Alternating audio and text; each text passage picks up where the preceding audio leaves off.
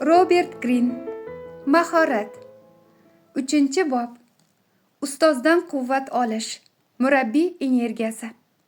Hayot qisqa. O'rganish va ijod qilish uchun vaqt cheklangan. Biror yo'l yo'riqsiz bilim va tajribani turli manbalardan olishga urinib, qimmatli yillaringizni behuda sarflashingiz mumkin. Buning o'rniga asrlar davomida mohirlar qilgan ishdan o'rnak olib, o'zingizga yaxshi murabbiy topishingiz kerak. Ustoz-shogird munosabatlari ta'limning eng samarali va mahsuldor shaklidir. Yaxshi murabbiylar e'tiboringizni qayoqqa qaratishni va sizga qanday sinov berishni biladi. Ularning bilimi hamda tajribasi siznikiga aylanadi. Ular ishingizga tez va haqiqiy baho beradi. Shunda tezroq kamolotga erishasiz. Jadal va yuzma-yuz muloqot orqali siz qudratli, shaxsiyatingizga moslasha oladigan fikrlash tarzini o'zlashtirasiz. Ehtiyojlaringizga eng munosib va sizni hayotiy vazifangiz bilan bog'lay oladigan murabbiyni tanlang. Bilimlarini o'zlashtirgandan so'ng harakatda davom etishingiz va ularning soyasida qolib ketmasligingiz kerak. Maqsadingiz doim mahorat va yorqin natijalarda ustozingizdan o'zib ketishdir. Bilimlar alkimiyosi. Londonda qashshoqlikda ulg'aygan Michael Faradayning taqdiri tug'ilganidanoq belgilangandek edi. U otasining izidan borib, temirchi bo'ladi yoki boshqa hunar bilan shug'ullanadi. Uning imkoniyatlarini sharoiti juda cheklab qo'ygandi. Ota-ona zimmasida 10 ta farzandni boqish va voyaga yetkazish turardi. Otasi xastalik tufayli doimiy ishlay olmas, oila qo'shimcha daromadga muhtoj edi. Yaqinlari yosh Faradayning 12 yoshga to'lishini intiq kutishar, shunda u biror joyga ishga joylashishi yoki kimgadir shogird tushishi mumkin edi. Biroq bolada uni boshqalardan ajratib turadigan va hatto xavotir uyg'otadigan bir xislat bor edi. Uning ongi juda faol bo'lib, bu asosan jismoniy mehnat talab qiladigan kasb uchun mos kelmasdi. Undagi ruhiy behalovatlikning sabablaridan biri oilasining o'ziga xos diniy qarashlari edi. Ular xristianlikdagi sanzimanizm mazhabiga mansub edilar. Ushbu mazhab vakillari Xudo har bir tirik mavjudotda va har qanday tabiat hodisasida namoyon bo'lishiga ishonishgan. Bu odamlar har kuni Xudo bilan muloqot qilib, unga qalban yaqinlashib, dunyoning har yerida uni ko'rar va his etardilar. Bu falsafa yosh Faradayning miyasiga singib ketgandi.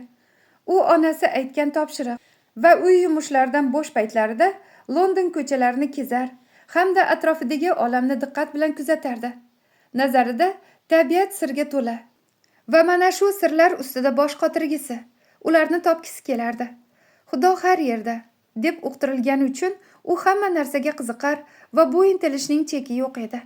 Faraday o'simliklar, minerallar yoki tabiatdagi tushunarsiz tuyulgan hodisalar haqida ota-onasi yoxud duch kelgan odamga cheksiz savollar berardi. Bolakay bilimga chanqoq, lekin o'qish uchun mablag'i yo'qligidan umidsizlikka tushganga o'xshardi. Bir kuni u uyi yaqinidagi kitob muqovalanadigan va sotiladigan do'konga kirdi. Javonlarda bunchalik ko'p yangi kitobni ko'rib, u hayratga tushdi. Michael maktabda juda kam ta'lim olgandi. Hayotida faqat bitta kitobni, ya'ni Bibliyani bilardi. Sanzimanistlar muqaddas kitob Xudo irodasining jonli timsoli ekaniga va unda Xudoning bir qismi borligiga ishonishgan. Faraday uchun bu Bibliyada bosilgan so'zlarning sehrli kuchi borligini anglatardi. Uning tasavvurida do'kondagi kitoblarning har biri turfa bilim olamini, sehrning o'ziga xos shaklini ochardi. Do'kon egasi George Ribau yoshgina yigitning kitoblarga bo'lgan ehtiromiga lol qoldi. U avvallari yosh bo'la turib, bunchalar g'ayratli bo'lgan bolani uchratmagandi. Ribau uni qaytib kelishga undadi va Faraday tez-tez do'konga kirib turadigan bo'ldi. Yigitchaning oilasiga yordam berish uchun do'konchi unga kuryerlik bo'yicha ish berdi. Keyin intizomiga qoyil qolgan holda do'konidagi kitob muqovalovchiga shogird tushishni taklif etdi. Faraday taklifni mamnuniyat bilan qabul qildi va 1805-yilda 7 yillik shogirdlik davrini boshladi. Ishning dastlabki oylarida kitoblar qurshoviga tushib qolgan yigit boshiga shunday baxt qushi qo'nganiga ishonmasdi. O'sha paytlarda yangi kitoblar juda kam topilar, badavlat kishilar uchun hashamatli buyum sanalardi. Ribauning do'konida topiladigan kitoblar hatto jamoat kutubxonasida ham yo'q edi. Do'kon egasi yigitchani bo'sh vaqtlarida o'ziga yoqqan kitobni o'qishga undadi va Faraziy qo'liga tushgan deyarli har bir kitobni chanqoqlik bilan mutolaa qildi. Bir kuni kechqurun u ensiklopediyadan elektr sohasidagi so'nggi kashfiyotlarga oid parchani o'qib qoldi va birdan hayotiy chorlovini topganini sezdi. Bu ko'zga ko'rinmaydigan, ammo tajribalar orqali aniqlanadigan va o'lchanadigan hodisa edi. Tajribalar bilan tabiat sirlarini ochish jarayoni uni o'ziga maftun etib qo'ydi. Uning nazarida ilm-fan olam sirlarini ochishga qaratilgan buyuk izlanish edi. U qanday bo'lmasin, olim bo'lib yetishmog'i kerak edi. Bu amalga oshirib bo'lmaydigan maqsad ekanini Maykelning o'zi ham bilardi. O'sha paytda Angliyada faqat universitetni tamomlaganlar, ya'ni jamiyatning yuqori qatlamlaridan chiqqanlargina laboratoriyalarda ishlar va fan bilan shug'ullana olardi. Kitob muqovalovchining shogirdi bu qiyinchilikni yengish haqida qanday orzu qilishi ham mumkin. Hatto harakat qilib ko'rish uchun o'zida kuch va xohish bo'lsa-da, Maykelning na ustozi, na yo'l ko'rsatuvchisi, bilim olishi uchun na biror tizim yoki uslubi bor edi. Keyinroq 1809-yilda do'konda nihoyat unga umid baxsh etgan kitob paydo bo'ldi. Ruhoniy Isak Watson yozgan Tafakkur kamoloti nomli ushbu kitob birinchi marta 1741-yilda nashr etilgan o'z-o'zini takomillashtirish qo'llanmasi edi. Asarda insonning ijtimoiy sinfidan qat'iy nazar bilim olish va hayotini yaxshilash tizimi ochib berilgandi. Unda har kim amal qilsa bo'ladigan harakatlar yo'nalishi belgilangan va natijalar va'da qilingandi. Faraziy qayerga bormasin, kitobni o'z bilan olib yurdi va qayta o'qib chiqdi. U kitobdagi maslahatlarga qat'iy amal qildi. Watsonning fikricha, bilim olish faol jarayon bo'lishi kerak edi. Muallif nafaqat ilmiy kashfiyotlar haqida o'qishni, balki ularga sabab bo'lgan tajribalarni qayta o'tkazishni tavsiya qilgandi. Shunday qilib, Rebauning roziligi bilan Faraziy do'kon ortidagi xonada elektr va kimyo bo'yicha dastlabki tajribalarini boshladi. Watts shunchaki kitoblardan o'rganish emas, balki o'qituvchining bo'lishi ham muhimligini ta'kidlagandi. Faraziy o'sha paytda Londonda juda mashhur bo'lgan fanga oid ko'plab ma'ruzalarga muntazam qatnasha boshladi. Watts nafaqat ma'ruzalar tinglashni, balki batafsil qaydlar yozishni, so'ngra ularni qayta ishlashni tavsiya etgandi. Bularning barchasi bilimni miyaga chuqurroq joylardi. Faraziy bularni ortig'i bilan bajardi. Maykel mashhur olim Jod Tatumning har hafta turli mavzuda o'qiydigan ma'ruzalarida qatnashib, ulardagi eng muhim so'z va tushunchalarni yozib oldi. Tatum ishlatgan turli asboblarning xomaki rasmini chizdi va tajribalar sxemasini tuzdi. Keyingi bir necha kun ichida u qaydlarini jumlalarga, so'ngra mavzu bo'yicha batafsil chizilgan va hikoya qilingan butun bir bobga kengaytirdi. Bir yil ichida bu qaydlar uning o'zi tuzgan katta ilmiy qomusga aylandi. Uning bilimi jadal o'sib bordi va yozgan qaydlari asosida o'ziga xos tartibli shaklga keldi. Bir kuni janob Rebau ushbu hayratlanarli qaydlar to'plamini William Dens ismli mijozga ko'rsatdi. Bu odam ilm-fanning so'nggi yutuqlarini targ'ib qilish bilan shug'ullanuvchi nufuzli qirollik instituti a'zosi edi.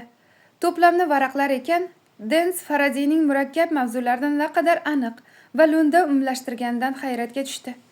U yigitni yaqinda ritsarlik unvoni berilgan mashhur kimyogar Humphrey Davy'ning turkum ma'ruzalarga taklif qilmoqchi bo'ldi.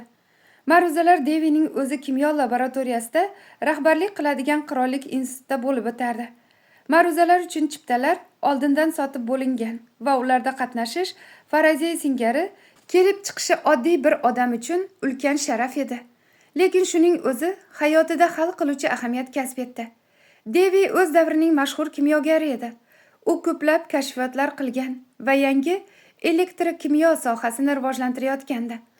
Olimning turli gazlar va kimyoviy moddalar bilan olib borgan tajribalari juda xavfli bo'lib, turli baxtsiz hodisalarga olib kelgandi. Bu uning ilm-fanning qo'rqmas kurashchisi sifatidagi obro'siga yanada obro' qo'shdi. Davy'ning ma'ruzalari chinakam voqeaga aylanar. O'zi dramaga moyil bo'lgan holda, u hayratda qolgan tomoshabinlar qarshisida murakkab tajribalar o'tkazardi. Kimyogar kamtargina oilada tug'ilgan bo'lib, martabali ustozlarning e'tiborini qozonib, ilm cho'qqalarini zabt etgandi. Devining hech qanday puxta rasmiy ta'lim olmaganini hisobga olsak, Faraday uchun u zamondoshlari orasida taqlid qilsa arziydigan yagona olim edi. Har safar barvaqt kelib, iloji boricha eng yaqin o'rindiqqa o'tirib oladigan Faraday Devi o'qigan ma'ruzalarning har bir jihatini o'zlashtirdi va hayotidagi eng batafsil qaydlarni yozdi. Bu ma'ruzalar Faradayda avvalgi qatnashganlaridan boshqacha taassurot uyg'otdi. U ilhomlanardi, ammo baribir biroz tushkunlikka tushmaslikning iloji yo'q edi. Shuncha yillik mustaqil o'rganish davomida u ilm-fan va tabiat haqidagi bilimlarini kengaytira olgandi. Lekin ilm-fan ma'lumot to'plashdangina iborat emas. Bu fikrlash tarzi va muammolarga yondashish usulidir.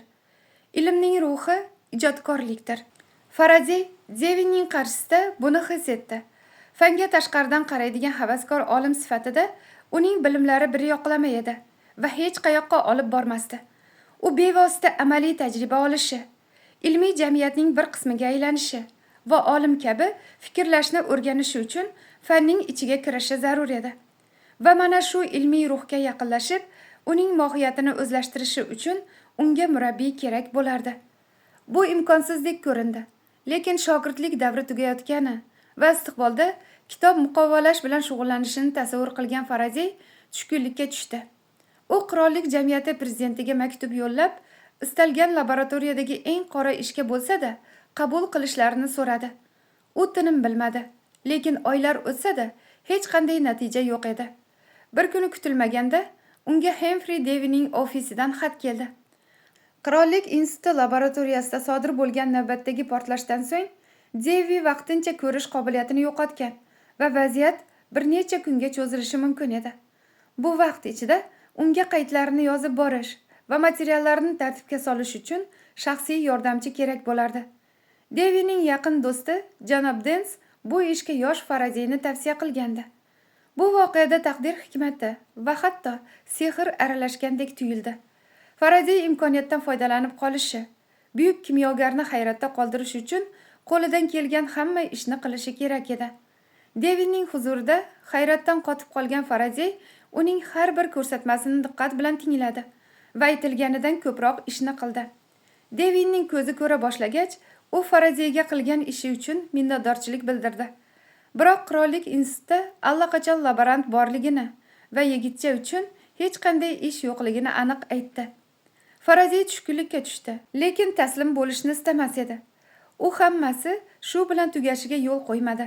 Devining oldida bir necha kun bo'lishi o'rganish uchun juda ko'p imkoniyatlarni ochgandi. Devi g'oyalar xayoliga kelgan zahoti ularni aytishni va atrofdagilardan bu boradagi fikrini so'rashni yaxshi ko'rardi. O'zi rejalagan bir tajribani Faraday bilan muhokama qilgan payti yosh yigitda uning idroki qanday ishlashi borasida tasavvur paydo bo'ldi. Bu juda qiziqarli edi. Devi eng yaxshi murabbiy bo'la olardi va Faraday buni voqelikka aylantirishga ahd qildi. U kimyogarning ma'ruzalarida yozgan qaydnomalarni olib, ularni ehtiyotkorlik bilan qo'lda yozilgan, chizma va sxemalarga to'la chiroyli, tartibga solingan kitobchaga aylantirdi va Deviga sovg'a sifatida yubordi. Bir necha haftadan so'ng esa olimga xat yozib, u avvalroq aytgan, hoynahoy unutib qo'ygan tajribani eslatdi. Devi parishonxotirligi bilan tanilgandi. Faraday hech qanday javob olmadi. Biroq 1813-yil fevral oyida uni kutilmaganda qirollik institutiga chaqirishdi. O'sha kuni ertalab institut laboranti itoatsizligi uchun ishdan bo'shatilgandi. Uning o'rniga zudlik bilan yangi xodim yollash kerak edi va Devi yosh Faradayni tavsiya qildi.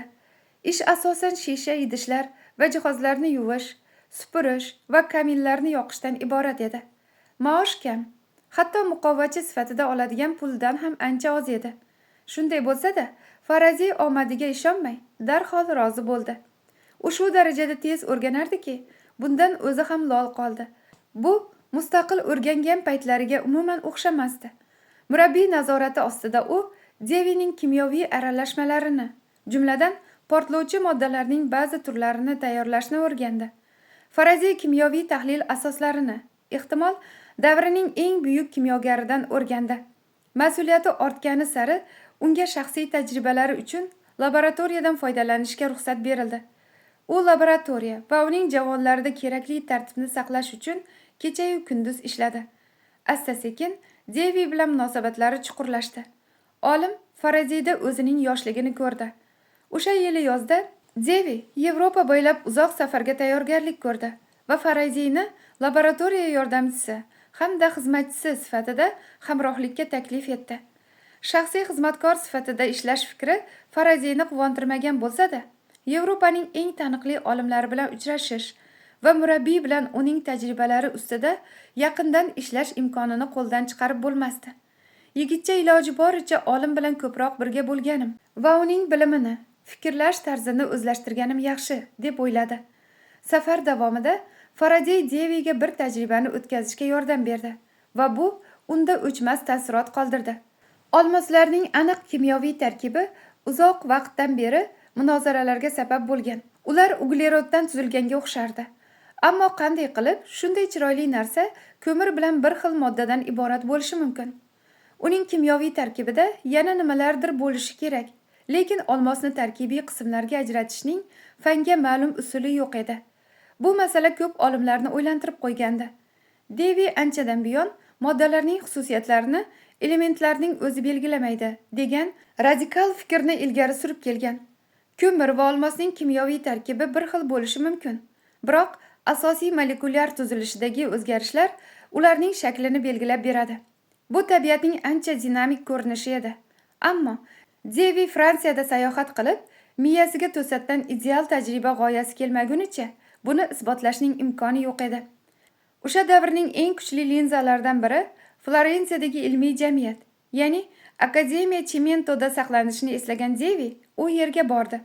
Linzadan foydalanishga ruxsat olgach, olmosni sof kislorodga to'la shisha sharga joylashtirdi va olmos to'liq bug'lanib ketguniga qadar linza yordamida quyosh nurini sharga yo'naltirdi. Shar ichida olmosning yonishidan faqat karbonat angidrid qoldi. Bu uning haqiqatan sof ugleroddan iboratligini isbotladi. Shunday ekan, uglerodni ko'mir yoki olmosga aylantirgan narsa asosiy molekulyar tuzilishdagi o'zgarishi bo'lishi kerak edi. Tajriba natijasini boshqa hech nima tushuntirib bera olmasdi. Faradeyni hayratga solgan narsa ushbu xulosaga olib kelgan fikrlash jarayoni edi. Devi oddiygina taxmindan o'z g'oyasini jismonan ko'rsatib beradigan yagona tajribaga yo'l topdi. Bu boshqa barcha ehtimoliy taxminlarni istisno qilardi. Devining kimyogar sifatidagi iste'dod manbai yuksak darajada ijodiy fikrlashida edi. Qirollik institutiga qaytib kelgach, Faradeyning ish haqi oshirildi. Yangi lavozim, ya'ni assistent va qurilmalar hamda mineralogik to'plamlar boshqaruvchisi vazifasi berildi. Tez orada yangi tartib paydo bo'ldi.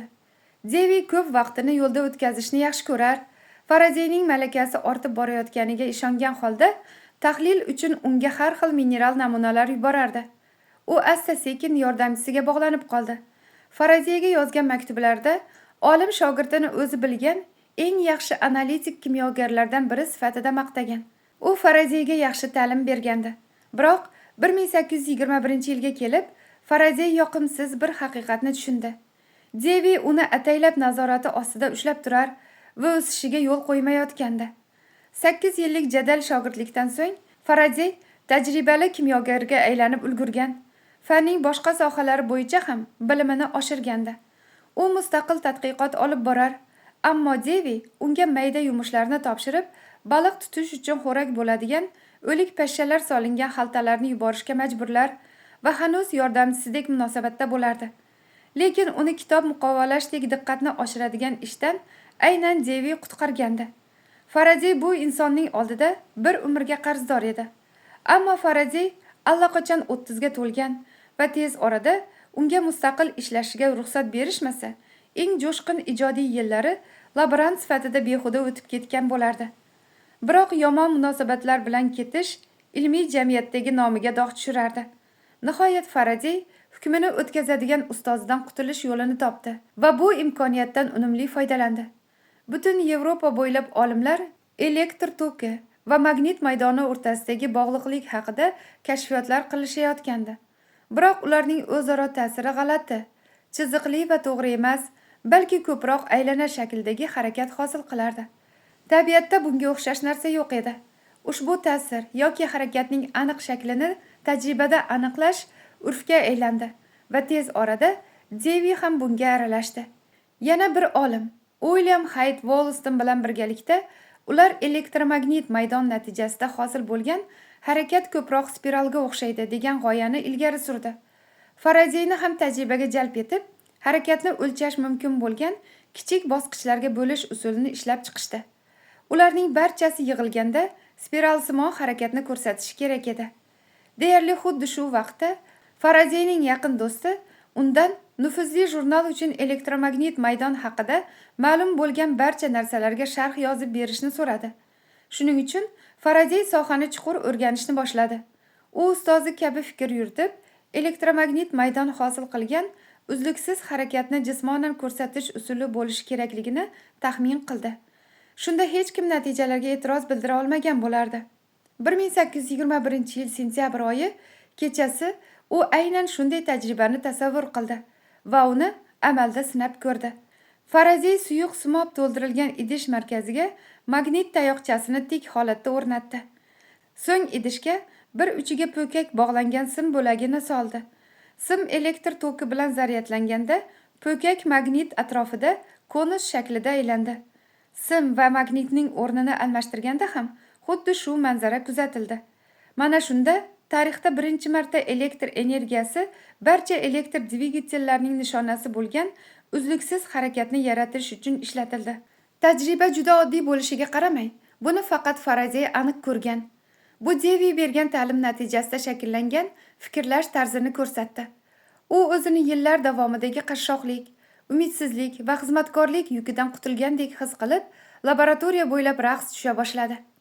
Bu nihoyat uni ozod etadigan kashfiyot bo'ladi. Qilgan ishidan hayajonlangan Faradey natijalarni chop ettirishga shoshildi. Biroq hisobotini chop etishga shoshilganidan u Wollaston va Devi o'tkazgan tadqiqotlar haqida eslatib o'tishni unutdi. Ko'p o'tmay Faradey aslida ularning ishini o'g'irlagani haqida mish-mish tarqaldi. Yosh olim xatosini tushunib, Wollaston bilan uchrashdi va unga natijalarni kimningdir ishlariga suyanmagan holda mustaqil olganini ko'rsatdi.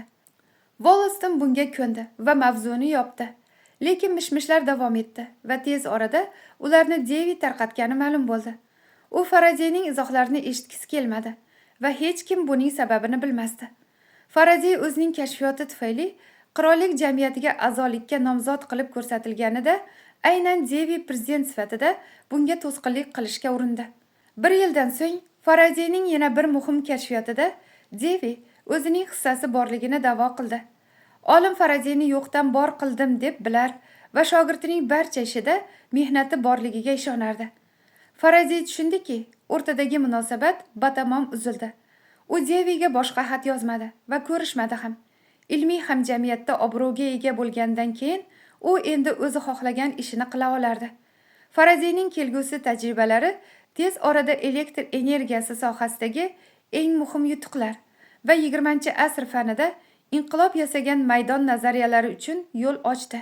U eksperimental fanlarning tarixidagi eng buyuk amaliyotchilardan biriga aylandi va shon-shuhratda sobiq ustozini ortda qoldirib ketdi. Mahorat kalitlari. Stol yonida xonimlar yosh rassom chizgan portretni maqtashdi. Eng hayratlanarlisi deyishardi ular. U hammasini o'zi mustaqil o'rgangan. Bu ayniqsa to'g'ri va badiiy usulda chizilmagan qo'llarda yaqqol ko'rinib turardi. Ko'rinib turibdi, dedi Gyote. Yigitda iste'dod bor, lekin hamma narsani o'zi o'rgangani uchun uni maqtamang, balki ayblang. Iste'dodli odam o'z holicha qolib ketish uchun emas, balki o'zini san'atga va ustozlarga bag'ishlash uchun tug'iladi. Ular bu iste'dod sohibidan e'tiborga molik nimanidir yasaydi. Yoxan Peter Eckermann. Gyote bilan gurunglar. Ilgari qudratli odamlarda chinakam hokimiyat aurasi bo'lgan. Bu auraning bir qismi ularning yutuqlaridan, boshqa qismi esa aslzodalar yoki din namoyandalariga xos bo'lgan mavqeidan kelib chiqqan. Auraning ta'sirini aniq sezsa bo'lardi. U odamlarni o'z sohiblarini hurmat qilish va oldida bosh egishga majburlagan. Biroq asrlar davomida asta-sekin sodir bo'lgan demokratlashtirish jarayoni hokimiyat aurasini barcha ko'rinishlarni shu darajada o'chirib tashladiki, bugungi kunda u deyarli yo'qolib ketdi. Biz hech kimga shunchaki egallab turgan lavozimi uchun izzat ikrom ko'rsatish yoki ta'zim qilish shart emas deb hisoblaymiz. Lekin bu munosabat mavqeiga o'z yutuqlari bilan erishgan odamlarga ham tatbiq qilinadi.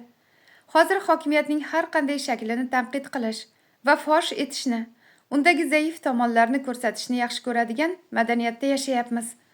Biz faqat yulduzlar va ularning maftunkor shaxsiyati oldidagina aurani his qilishimiz mumkin.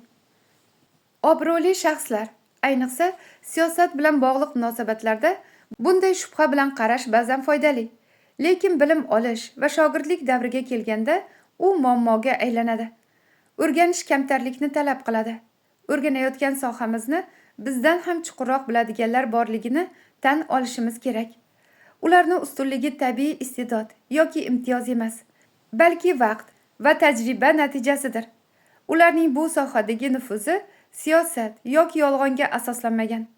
Obro' chindan ham bor, lekin bu haqiqatni qabul qilmasak, hokimiyatning har qanday shakliga ishonmasak, nimanidir o'zimiz osongina o'rganishimiz mumkin. Mustaqil o'rganish ishonchliroq degan fikrga berilib ketamiz. Bunday munosabatni mustaqilligimiz belgisi sifatida oqlash mumkin. Lekin aslida u o'zimizga bo'lgan ishonchsizlikdan kelib chiqadi. Ehtimol mohirlardan o'rganish va ularning hokimiyatiga bo'ysunishni ongsiz ravishda tabiiy qobiliyatlarimizni kamsitishdek his etarmiz. Hayotimizda ustozlar bo'lgan taqdirda ham o'z bilganimizcha bajarishni afzal ko'rib, ularning maslahatiga ko'p ham e'tibor bermaymiz. Darhaqiqat, mohirlar yoki ustozlarni tanqid qilish qaysidir ma'noda zakovatimiz belgisi. Shogirdning itoatkorligi esa zaiflikdan dalolat deb ishonib qolganmiz. Tushuning, faoliyatingizning dastlabki bosqichlarida fikr va zikringiz amaliy bilimlarni iloji boricha samarali egallashda bo'lishi kerak. Buni amalga oshirish uchun shogirdlik davrida o'zingiz tan olgan va bo'ysunadigan ustozlarga muhtoj bo'lasiz. Ehtiyojingizni tan olishingiz siz haqingizda hech qanday muhim narsani anglatmaydi. Ular faqat vaqtinchalik zaif holatingizni ko'rsatadi va ustozlar buni yengishga yordam beradi. Ustozga muhtojligingiz sababi oddiy. Umr qisqa, vaqt va kuchingiz cheklangan. Hayotingizning eng ijodiy pallasi odatda 20 yoshdan 40 yoshgacha bo'ladi. Sizga nima kerakligini kitoblardan, shaxsiy tajribadan va boshqalarning tasodifiy maslahatlaridan o'rganishingiz mumkin. Biroq bu doim ham muvaffaqiyatni kafolatlamaydi. Kitoblardagi ma'lumotlar sharoitingiz va shaxsiyatingizga to'g'ri kelmaydi. U odatda biroz mavhum bo'ladi. Yosh va tajribasiz paytingizda bu mavhum bilimlarni amalda qo'llash qiyin. Siz tajribada o'rganishingiz mumkin, lekin yuz bergan voqeaning ma'nosini to'liq tushunish uchun ko'pincha yillar kerak. Doim mustaqil mashq qilsangiz bo'ladi, lekin unda aniq bir maqsadga qaratilgan fikr mulohazalarni yetarlicha ola olmaysiz. Ko'p sohalarda mustaqil shogirdlik davrini o'tasangiz bo'ladi, lekin bu 10 yil yoki undan ham ko'proq vaqtni olishi mumkin. Murabbiylar qisqa yo'lni topib bermaydi, balki jarayonni soddalashtiradi. Ularning ham doim soha bo'yicha boy va chuqur bilim bergan buyuk ustozlari bo'lgan. Keyingi yillar tajribasi ularga bebaho saboq va bilim olish usullarini o'rgatgan. Ularning bilimi va tajribasi sizniki bo'ladi. Murabbiy keraksiz ikkinchi darajali yo'llarga yurishdan va xatolardan himoya qiladi. Ishlayotganingizda kuzatib boradi va fikr mulohazalarini muayyan vaqtda beradi. Bu esa amaliyotingiz samarasini oshiradi. Murabbiylar maslahati sizdagi sharoit va ehtiyojlarga moslashtirilgan. Yaqindan hamkorlik qilib, ulardagi ijodiy ruh mohiyatini o'zlashtirasiz. So'ng uni o'zingizga moslashtirasiz. 10 yil vaqtingizni olishi mumkin bo'lgan ishni to'g'ri yo'l yo'riq bilan 5 yilda bajarishingiz mumkin. Bunda vaqtni tejashdan ham ko'proq narsa bor. Nimanidir diqqat bilan o'rgansak, u qo'shimcha qiymatga ega bo'ladi. Kamroq chalg'iymiz. Qizg'in e'tibor va amaliyot tufayli o'rganayotgan narsamizni chuqurroq o'zlashtiramiz. G'oyalarimiz va rivojlanishimiz bu qisqa vaqt ichida tabiiy o'sadi. Samarali shogirdlik orqali yoshlik kuchi va ijodiy imkoniyatlarimizdan yuqori darajada foydalanishimiz mumkin. Ustoz-shogird munosabatlarida tuyg'ular o'sish sur'atini jadal va samarali qiladi. Tabiatan ustozlar sizga ta'lim berish uchun qalbini bag'ishlaydi. Buning bir necha sababi bo'lishi mumkin. Ehtimol ular sizni yoqtirar yoki sizda o'zining yoshligini ko'rib, yana o'sha davrga qaytar. Balki alohida iste'dodli ekaningizni tan olib, uni rivojlantirishdan quvonar. Ehtimol sizda ularga taklif etishingiz mumkin bo'lgan muhim narsa, masalan, yoshlik quvvati va qattiq ishlashga shaylik bordir. Ularga foydali bo'lishingiz vaqt o'tishi bilan kuchli hissiy bog'liqlikni yuzaga keltiradi. Sizda ham yutuqlarga havas, o'ziga taqlid qilish istagida murabbiylarga nisbatan chinakam mehr uyg'onadi. Ularga bu juda xush yoqadi. Ikki tomonlama hissiy bog'liqlik ikkingizni odatdagi ustoz-shogird munosabatidan ko'proq yaqinlashtiradi. Odamlarga qoyil qolganingizdagina ularga qilayotgan har bir ishni tezroq o'zlashtirishga va taqlid qilishga moyil bo'lasiz. Diqqatingizni kuchliroq qaratasiz. Miyangizdagi ko'zgu neyronlari faolroq ishlaydi. Bu sizga shunchaki yuzaki o'rganish emas, balki ko'pincha qudratli kuchga ega bo'lgan uslub va fikrlash tarzini ham o'zlashtirish imkonini beradi. Boshqa tomondan, hissiy bog'liqlik tufayli murabbiylar, ustozlar boshqalarga aytmaydigan sirlarni ochishga moyil bo'ladi. O'zaro munosabatlardagi bu bog'liqlikdan qo'rqmaslik kerak. Aynan u sizga yanada chuqurroq va samaraliroq o'rganishda yordam beradi. Shunday o'ylang, o'quv jarayoni o'rta asrlardagi alkimiyo amaliyotiga o'xshaydi. Unda bosh maqsad oddiy metallar yoki toshlarni oltinga aylantirish yo'lini topish bo'lgan. Buning uchun kimyogarlar tosh yoki metallarni jonlantiradigan va ularning kimyoviy tarkibini organik ravishda oltinga aylantiradigan falsafa toshi deb ataluvchi moddani izlagan. Falsafa toshi hech qachon kashf etilmagan bo'lsa-da, u metafora sifatida chuqur ma'noga ega. Mohir bo'lish uchun zaruriy bilim dunyoda mavjud. Bu oddiy metal yoki jonsiz toshga o'xshaydi. Bu bilim qizishi va ichingizda jonlanishi, faol hamda sharoitingizga mos keladigan narsaga aylanishi kerak. Murabbiy faylasuflar toshiga o'xshaydi. Tajribali odam bilan to'g'ridan-to'g'ri muloqot qilish orqali siz bu bilimlarni tez va samarali ravishda qizdirib, uni oltinga o'xshash bebaho narsaga aylantira olasiz.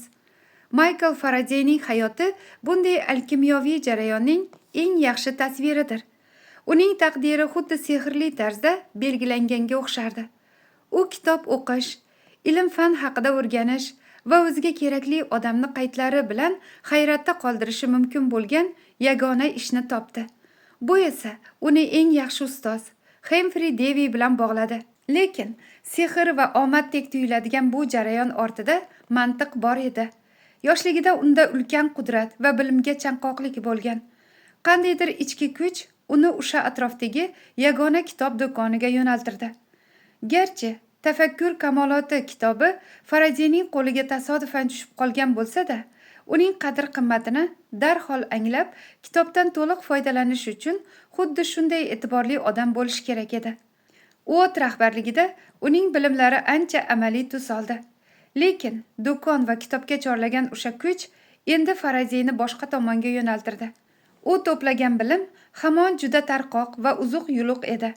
Ularni foydali narsaga aylantirishning yagona yo'li jonli murabbiy topish ekanini Faraday ich-ichida angladi. Bu odam Davy bo'lishini tushungan Faraday avval boshqa narsalarga qanday e'tibor bilan qaragan bo'lsa, xuddi shunday munosabatda bo'ldi. Davyning qo'l ostida xizmat qilarkan, u ustozi umri davomida asta-sekin to'plagan kimyo va elektr quvvatiga oid barcha sirlarni o'rgandi. Bu nazariyalarni laboratoriyada Davyning kimyoviy moddalarini aralashtirish va o'z tajribalarini o'tkazish paytida amalda sinab ko'rdi. Jarayonda u murabbiyning fikrlash tarzi, kimyoviy tahlil va tajriba o'tkazishga yondashuvini o'zlashtirdi. Uning bilimi tobora faollashib bordi. 8 yildan so'ng bu o'zaro faol hamkorlik fandagi eng katta kashfiyotlardan biri, elektromagnetizm sirining ochilishiga olib keldi. Faradayning izlanishlari va Davydan o'rganganlari ijodiy quvvatga, ya'ni majoziy ma'noda oltinga aylandi. Agar u qo'rquv yoki ishonchsizlik tufayli mustaqil o'rganish yo'lida qolganida, baxtsiz va hayotdan norozi muqovalovchi sifatida qolib ketardi. Jadal ustozlik alkimiyosi orqali u tarixdagi eng ijodkor olimlardan biriga aylandi. Faradayning ta'lim olishida din ham shubhasiz muhim rol o'ynagan. U koinotdagi bor mavjudotda Xudoning bir qismi bo'lishiga ishongan. Shu sabab o'zi duch kelgan hamma narsa, jumladan o'qigan kitoblari va elektr tokini ham jonlantirishga moyil edi. U narsalarni jonli ko'rgani uchun ular bilan chuqurroq darajada shug'ullangan. Bu esa o'quv jarayonini kuchaytirgan. Biroq bunday dunyoqarash diniy e'tiqodlar bilan chegaralanmagan va u shogirdligimizda barchamizga ulkan kuch bera oladi. Biz ham o'zimiz o'rganayotgan mavzularni hayotiy kuchga ega deb tasavvur qilishimiz, u bilan muloqotda bo'lish, uni to'liq tushunish kerakligiga ishonishimiz mumkin. Faraziyda bo'lgani singari bunday munosabat o'rganayotgan narsamizga qiziqishimizni oshiradi. Ishida mohir, munosib ustozni shogirdlikka olishga ko'ndirish uchun shaxsiy manfaatga kuchli element qo'shishni xohlaysiz. Sizda yoshlik va g'ayratingizga qo'shimcha ravishda taklif etadigan aniq va amaliy nimadir bor.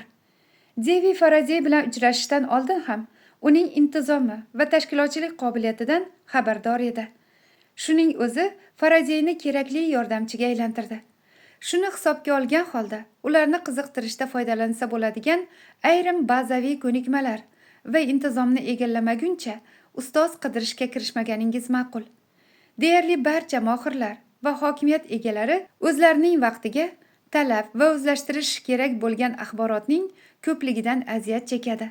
Ularga bu jabhalarda ishini boshqalardan ko'ra yaxshiroq tartibga solish qobiliyatingizni namoyish eta olsangiz, bu insonlarning e'tiborini tortish va munosabat o'rnatishga qiziqtirishingiz osonroq bo'ladi. Mayda yoki kotiblik ishlaridan qochmang.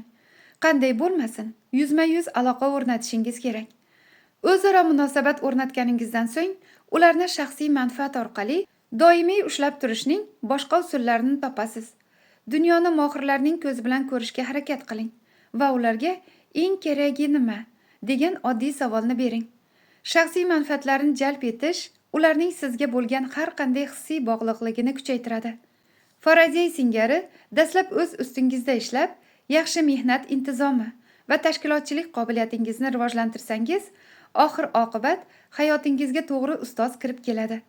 Kerakli kanallar orqali samaradorligingiz va bilimga intilishingiz haqida mish-mishlar tarqaladi va yo'lingizda imkoniyatlar eshigi ochiladi. Nima bo'lganda ham, mohirlarning mavqei qanchalik baland bo'lmasin, ularga murojaat qilishdan qo'rqmaslik kerak.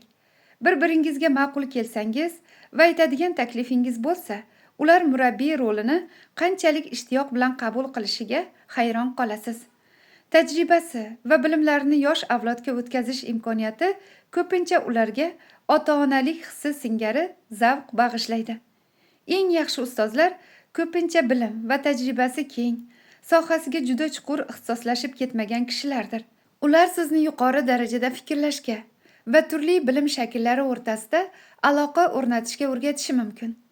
Bunga Aristotel va makedoniyalik Aleksandr o'rtasidagi munosabat misol bo'la oladi. Aleksandrning otasi va Makedoniya shohi Filip II 13 yoshli o'g'li uchun ustoz sifatida Aristotelni tanlagan. Chunki faylasuf turli sohalarni o'rgangan va ustasiga aylangandi. Shu tariqa u Aleksandrda umumiy ilm olishga mehr uyg'otishi, har qanday vaziyatda ham o'ylashga va mulohaza yuritishga o'rgatishi mumkin edi. Bu eng yuksak mahorat. Bu mukammal natija berdi. Aleksandr Aristoteldan o'rgangan fikrlash ko'nikmalarini siyosat va harbiy sohada samarali qo'llay oldi. U umrining oxirigacha bilimning har qanday sohasiga kuchli qiziqishini saqlagan va doim atrofiga o'rganishi mumkin bo'lgan mutaxassislarni to'plagan. Aristotel Aleksandrga uning muvaffaqiyatida asosiy rol o'ynagan donolikni berdi. Murabbiyingiz bilan imkon qadar ko'proq yuzma-yuz muloqot qilishingiz kerak. Virtual aloqa hech qachon yetarli bo'lmaydi. Faqat yuzma-yuz muloqotdagina ilg'ab olish mumkin bo'lgan yo'l-yo'riq va nozik jihatlar mavjud. Masalan, ko'p yillik tajriba asosida paydo bo'lgan ishlash uslubi. Bunday harakat majmuasini so'z bilan ifodalash qiyin. Ularni faqat shaxsan guvohlikda o'rganish mumkin. Hunarmandchilik yoki sportda bu yaqqol ko'rinadi. Masalan, tennis murabbiylari mahorati sirlarini shogirdlarining ko'z o'ngida ko'rsatish orqaligina ochishlari mumkin. Ba'zan murabbiy o'zining zarbi nima uchun bunchalik samarali ekanini to'liq tushuna olmaydi. Lekin kuzatayotgan shogirdlar ko'zgu neyronlari kuchidan foydalangan holda uslub va harakatni ilg'ab oladi. Bunday o'zlashtirish jarayoni aqliy ko'nikmalar uchun ham xos. Faraziy faqat doim Devining yonida bo'lish orqali ma'lum g'oyani namoyish etish uchun hal qiluvchi tajribani topish qudratini tushundi va uni keyinchalik muvaffaqiyatli tarzda soddalashtirdi. Munosabatlar rivojlanib borgani sari ularning ish uslubi asosida yotgan tamoyillarni so'rab, bu o'zlashtirishni bevosita va ongliroq jarayonga aylantira olasiz. Zukko bo'lsangiz, ularni ijodini siz uchun tahlil qilishga majburlab, bir vaqtning o'zida boy g'oyalarni shakllantirishga doyalik qilishingiz mumkin. Ular ko'pincha, ayniqsa o'zlari uchun tahdid deb hisoblamaydigan odamlar oldida ichki qudrati nimalarga qodirligini ochib berish imkoniyatidan mamnun bo'ladi. Garchi bitta murabbiyga shogirdlik qilish afzal bo'lsa-da, har doim ham mukammalini topib bo'lmaydi. Bunday vaziyatda atrofingizdan bilim va tajribangizdagi strategik bo'shliqlarni to'ldiruvchi bir nechta ustozni izlash muqobil strategiya bo'lishi mumkin. Bir nechta ustozga ega bo'lishning qo'shimcha afzalliklari bor. U sizga keyinchalik tayansa bo'ladigan tanishlar va muhim ittifoqchilarni taqdim etadi. Shu singari, agar sizning sharoitingizda aloqalar cheklangan bo'lsa, xuddi Tafakkur kamoloti kitobi Faraziyga yo'l yo'riq ko'rsatganidek, kitoblar sizga vaqtincha ustoz sifatida xizmat qilishi mumkin. Bu holda kitob va mualliflarni jonli murabbiyga aylantirish uchun imkon qadar harakat qilishingiz kerak.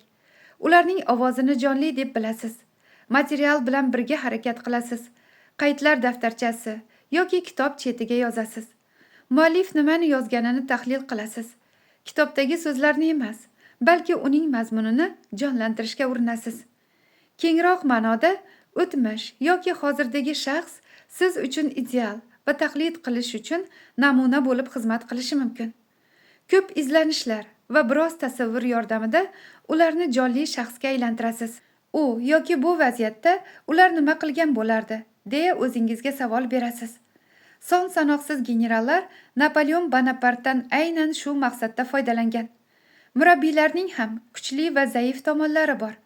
Yaxshi ustozlar sizga o'z uslubingizni rivojlantirish va vaqt kelganda ularni tark etishga imkon beradi. Bu toifadagilar bir umr sizga do'st va ittifoqchi bo'lib qolishi mumkin. Ammo ko'pincha buning aksi bo'ladi. Ular xizmatingizga qaram bo'lib qoladi va sizni qo'l ostida ushlab turishni xohlaydi. Ular yoshligingizga hasad qiladi va ongsiz ravishda sizga xalaqit beradi yoki haddan tashqari tanqidchiga aylanadi. Rivojlanib borarkansiz, bundan ogoh bo'lishingiz kerak. Sizning maqsadingiz ulardan imkon qadar ko'proq saboq olish. Lekin ularning oldida juda uzoq qolib ketsangiz va o'zingizga bo'lgan ishonchga putur yetkazishga yo'l qo'ysangiz, bu juda qimmatga tushishi mumkin. Ularning hukmiga so'zsiz itoat qilishingiz shart emas. Boshdanoq asl maqsadingiz ulardagi donolikni o'zlashtirib, o'zingizga moslashtirish va oxir-oqibat mustaqillikka yo'l topishdir. Shu nuqtai nazardan ustoz bilan munosabatlar ko'pincha bolaligimizdagi elementlarni takrorlaydi. Ustoz erkak yoki ayol kishi bo'lishidan qat'iy nazar, u ko'pincha otalik rolini egallaydi. Bizga yo'l ko'rsatish va yordam berishga tayyor, lekin ba'zida ortiqcha nazorat qilish hamda hayotimizni biz uchun ham belgilashga urinadi. U hatto munosabatlar uzoq vaqtdan beri davom etib kelayotgan bo'lsa ham, mustaqillikka bo'lgan har qanday urinishni o'z hokimiyatiga hujum sifatida qabul qilishi mumkin. Mustaqillikka erishish paytida o'zingizni aybdor his qilishga yo'l qo'ymasligingiz kerak. Buning o'rniga xuddi Faraziy singari uning qo'yib yubormasligidan xafa bo'lishingiz va hatto g'azablanishingiz, bu tuyg'ulardan undan uzoqlashish uchun foydalanishingiz zarur. Ko'pincha bu harakatni oldindan rejalagan yaxshi. Shunda jarayonga hissiy jihatdan tayyor bo'lasiz. Munosabatlar rivojlanib borgani sari o'zingizni ustozdan biroz uzoqlashtira boshlaysiz. Uning ba'zi zaif tomonlari yoki xulqidagi kamchiliklarini ko'rasiz. Hatto eng qimmatli e'tiqodlaridan xatolik topasiz. Murabbiyingiz yaxshi yoki yomon ota rolida bo'lishidan qat'iy nazar, o'rtangizdagi ziddiyatni aniqlash rivojlanishning muhim qismidir. Ispanlarda ustaga tig' tegdi degan ibora bor. Qilichbozlikda ishlatiladigan bu ibora yosh va chaqqon shogird ustozini yaralay oladigan darajada mahoratga erishgan paytga taalluqli. Ammo jumla shogirdlarning qilich ko'targandek muqarrar isyonini his qilgan ko'plab ustozlarning taqdiriga ham ishoradir. Bizning madaniyatimizda isyonkor yoki hech bo'lmasa sirtdan shunday ko'rinadigan odamlarga izzat ikrom ko'rsatiladi. Lekin aniq va mustahkam narsaga qarshi yo'naltirilmasa, bunday isyonning ma'nosi yoki kuchi bo'lmaydi. Ustoz yoki ota obrazi sizga shunday standartni taqdim etadi. Undan uzoqlashish va o'zingizni topish uchun foydalanishingiz mumkin. Ularning bilimidagi muhim va o'rinli qismlarini o'zlashtirasiz. Hayotingizga aloqasi bo'lmagan qismlarni esa kesib tashlaysiz. Bu avlodlar almashinuvi dinamikasi bo'lib, o'g'il va qizlar o'zlarini kashf qilish imkoniyatiga ega bo'lish uchun ba'zan ota obrazini o'ldirishi kerak bo'ladi. Har qanday holatda ham, albatta, hayotingizda ko'plab ustozlar bo'ladi. Ular mahorat yo'lidagi zinalar kabidir. Umringizning har bir bosqichida munosib o'qituvchilarni topishingiz, ulardan o'zingizga kerakli narsani olishingiz, so'ng davom etishingiz va bundan uyalmasligingiz kerak. Ustozingiz ham xuddi shunday yo'lni bosib o'tgan bo'lsa kerak. Chunki dunyoning o'zi shunday qurilgan. Murabbiy sa'yi harakatini chuqurlashtirish strategiyalari. O'quvchiligicha qolgan inson ustoz uchun eng yomon mukofot. Friedrich Nietzsche. Garchi ustozlarning kuchini o'rganish va eng yuqori darajada o'zlashtirish uchun ularning hukmiga bo'ysunishingiz kerak bo'lsa-da, bu jarayon davomida sust qolasiz degani emas. Muayyan muhim paytlarda munosabatlarni belgilashingiz, ularni o'z maqsadlaringizga moslab tasvirlashingiz mumkin.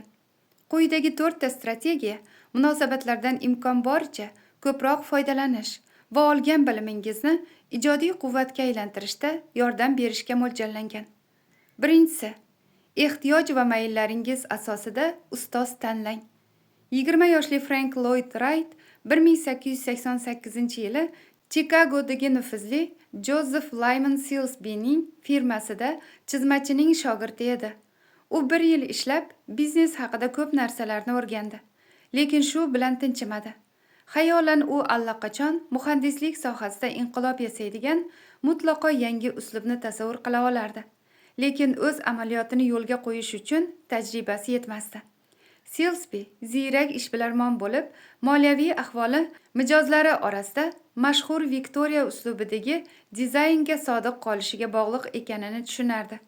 U chizib berishini so'ragan tasvirlarni ko'rib, Wright siqilib qolar, keyin o'ziga haqoratdek tuyulgan eski dizayn tamoyillarini o'rganardi. Mutlaq kutilmaganda u Chikagodagi buyuk me'mor Louis Sullivan o'ziga xos binoning chizmalarini chizish uchun yordamchi qidirayotganini eshitib qoldi. Silsby'da bunday qisqa vaqt ishlab ketib qolish va ortga yo'l qoldirmaslik xavfli edi. Lekin Sullivanning qo'lida ishlash Wrightning me'mor sifatida shaxsiy o'sishiga juda kuchli rag'bat bergan bo'lardi. Sullivanning firmasi materiallar va texnologiyalar sohasidagi eng so'nggi yutuqlardan foydalangan holda osmono'par binolarni loyihalashda yetakchi edi. Wright lavozimni egallash uchun bor jozibasini ishga solib hujumga o'tdi. U shaxsan uchrashuv belgilashga muvaffaq bo'ldi va Sullivanga chizgan ayrim qiziqarli loyihalarini ko'rsatdi. Keyin buyuk o'ziga xos estetik didini bilgan holda uni san'at va falsafa haqida suhbatga tortdi.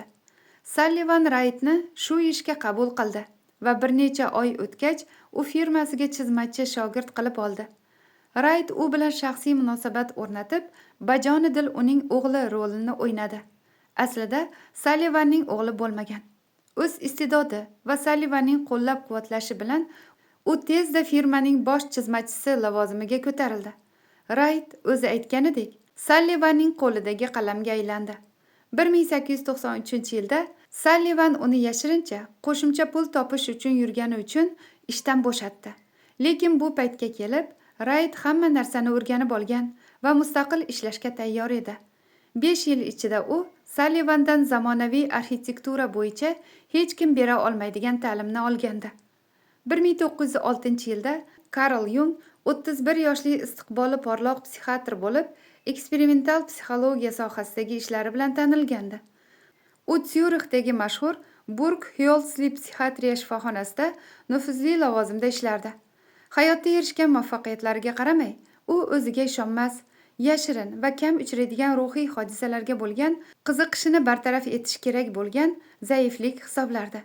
Bemorlarni davolash ko'pincha samarasiz kechganda Jungning ko'ngli g'ash bo'lardi. U faoliyatida qonuniy asos yo'qligidan va o'zida qat'iylik yetishmayotganidan xavotirda edi. U psixoanaliz asoschisi Zigmund Freyd bilan yozisha boshladi. Freyd o'sha paytda 51 yoshda edi. Jungning Freydga nisbatan qarama-qarshi munosabati bo'lib, bir tomondan o'z sohasining peshqadami sifatida unga ixlosi baland, lekin boshqa tomondan nevrozning hal qiluvchi omili sifatidagi qarashi yoqmasdi. Ehtimol Freyd psixologiyasining bu jihatini yoqtirmasligi o'zidagi noto'g'ri qarashlar yoki bilimsizligidan kelib chiqqan va ochiq muloqotda uni bartaraf etish kerakdir. O'zaro yozishmalar tezda yaxshi munosabatlarga aylandi va Jung mohirdan psixologiyadagi o'zi to'liq tushunmagan masalalar haqida so'ray boshladi. Bir yil o'tgach, ular nihoyat Vena shahrida uchrashdi va 13 soat davomida to'xtovsiz suhbat qurishdi. Yigit Freydni hayratda qoldirdi. U masalaga boshqa shogirdlariga qaraganda ijodkorroq yondashardi va ruhiy tahlil harakatida Freydning davomchisi bo'lishi mumkin edi. Jung uchun Freyd ota siymosi va o'zi o'ta muhtoj bo'lgan ustoz asosli ta'sir vazifasini bajarishi mumkin edi. Ular birga Qo'shma Shtatlarga sayohat qilishdi. Tez-tez bir-birinikiga borishdi. Doimiy xat yozib turishdi. Lekin taxminan 5 yillardan keyin Jungning dastlabki qarama-qarshi munosabati yana jonlandi. U Freydni ancha hukmini o'tkazuvchi odam sifatida ko'ra boshladi. Freydning aqidalariga amal qilish kerakligi haqidagi fikri uning g'ashini keltirardi. 1913-yilga kelib, ular bir-biridan uzil-kesil ajralishdi va Jung Freydning yaqinlari doirasidan bir umrga quvildi. Biroq shu munosabatlar orqali Jung barcha shubhalardan qutuldi va inson psixologiyasi haqidagi ayrim asosiy g'oyalarini charhladi. Oxir-oqibat Freyd bilan bo'lgan kurash undagi o'ziga xoslik tuyg'usini mustahkamladi. Ushbu murabbiylik bo'lmaganida u hech qachon bunday aniq qarorga kelmagan va o'zining raqib ruhiy tahlil maktabini yaratmagan bo'lardi. 1960-yillar oxirida madrasadagi tibbiyot kolleji talabasi Ramachandran taniqli neyropsixologiya professori Richard Grigoriyning Ko'z va miya kitobiga duch keldi. Uning yozilish uslubi, undagi hikoyalar va fikrlashga majbur qiladigan tajribalar yigitni to'lqinlantirdi. Kitobdan ilhomlangan Ramachandran optika bo'yicha tajribalar o'tkazdi va tez orada o'zi tibbiyotdan ko'ra shu sohaga ko'proq mos kelishini angladi. 1974-yilda u vizual idrok mavzusida tadqiqot olib borish uchun Kembrij universitetining doktorantura dasturiga qabul qilindi. Ramachandran 19-asrdagi buyuk ingliz olimlari haqidagi hikoyalarni eshitib ulg'aygan va ilm-fanni haqiqat izlashga qaratilgan romantik sayohatning ifodasi deb hisoblagan. U ayniqsa Faraday va Darwin kabi odamlarning buyuk nazariyalari hamda kashfiyotlarida mulohaza yuritish ahamiyatli bo'lganini yaxshi ko'radi. U Kembrijda ham xuddi shunga o'xshash vaziyat bo'ladi deb o'ylardi. Lekin talabalar va professorlar ilm-fanga maosh to'lanadigan oddiy ish kabi munosabatda ekanini ko'rib ajablandi. Bu raqobat va keskinliklarga to'la, deyarli korporativ muhit edi. U o'zini begona yurtda g'amgin va yolg'iz his qila boshladi. Keyin kunlarning birida Bristol universiteti professori Richard Grigoriyning o'zi Kembrijga ma'ruza o'qish uchun keldi. Ramachandran hayratda qoldi. U yaxshi ko'rgan olim bamisoli Henry Davy'ning ilm-fan haqidagi kitoblari sahifasidan chiqib kelgandek edi. Grigoriy o'zining fikrlashga majbur qiladigan g'oyalarini sahnada namoyish qildi. Unda dramatik qobiliyat va hazil-huzulga moyillik tuyg'usi bor edi. Mana, fan qanday bo'lishi kerak, o'yladi Ramachandran. Ma'ruzadan so'ng u Grigoriyning oldiga kelib, o'zini tanishtirdi. Ular bir zumda til topishishdi. Ramachandran Grigoriyga gap orasida o'zi o'ylab yurgan optik tajriba haqida aytdi va bu professorni qiziqtirib qo'ydi. U Ramachandranni Bristoldagi uyiga taklif qildi. U yerda talabaning g'oyasini birga sinab ko'rishlari mumkin edi. Ramachandran taklifga rozi bo'ldi. U Grigoriyning uyiga qadam qo'yishi bilanoq ustozini topganini bildi. Uy xuddi Sherlock Holmes kabineti singari Viktoriya davri uskunalari, tosh qoldiqlari va skeletlarga to'la edi. Grigoriy g'alatiroq, eksentrik odam edi. Ramachandran uni aynan shunday tasavvur qilgandi. Tez orada yigitcha tajribalar uchun Bristolga muntazam qatnay boshladi. Ramachandran o'zini ilhomlantirgan va yo'l yo'riq ko'rsatgan bir umrlik ustozini topdi. So'ngra yillar davomida Grigoriyning fikrlash hamda tajriba o'tkazish uslubini o'zlashtirdi. 1970-yillarning oxirida Yaponiyada ulg'aygan Yoki Matsuoka o'zini jamiyatga begonadek his qilardi. Birinchi bobda hikoya qilinganidek, u jamoaviy birlik va qadriyatlarga amal qilish ustun qo'yiladigan mamlakatda o'ziga xos ishlar qilishni yoqtirardi. 11 yoshida tennis bilan jiddiy shug'ullanishga qaror qilganida, u bir vaqtlar obro'li sport turi bo'lgan tennisdagi isyonchilar Jon McEnroy va Andrey Agassilarni o'ziga namuna qilib oldi. Keyinchalik u Qo'shma Shtatlarga ko'chib o'tib, universitetda o'qishni boshlaganida ham o'z yo'lidan borishda davom etdi. Hech kim o'rganmayotgan soha uni qiziqtirardi. Ushbu instinktga amal qilib, o'sha paytlarda hamma ham tushunavermaydigan robototexnika sohasini tanladi va Massachusets texnologiya instituti doktoranturasiga qabul qilindi. Matsuoka u yerda hayotida ilk bor o'ziga o'xshagan fe'l-atvorli odam, Massachusets texnologiya institutining robototexnika professori va fakultet isyonchisi Rodni Bruksni uchratdi. Rodni jasur odam bo'lib, bo'limdagi rahbarlariga va sun'iy intellekt sohasidagi tan olingan g'oyalarning ayrimlariga qarshi chiqardi. U robototexnikaga mutlaqo yangi yondashuvni ishlab chiqdi.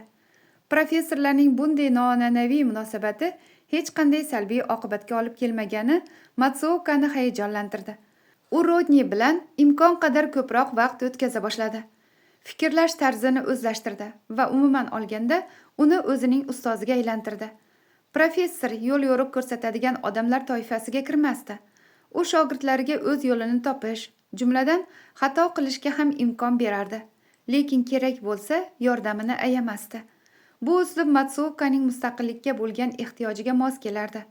Professorning g'oyalari o'ziga qanchalik ta'sir qilganini qiz keyinroq tushunib yetdi.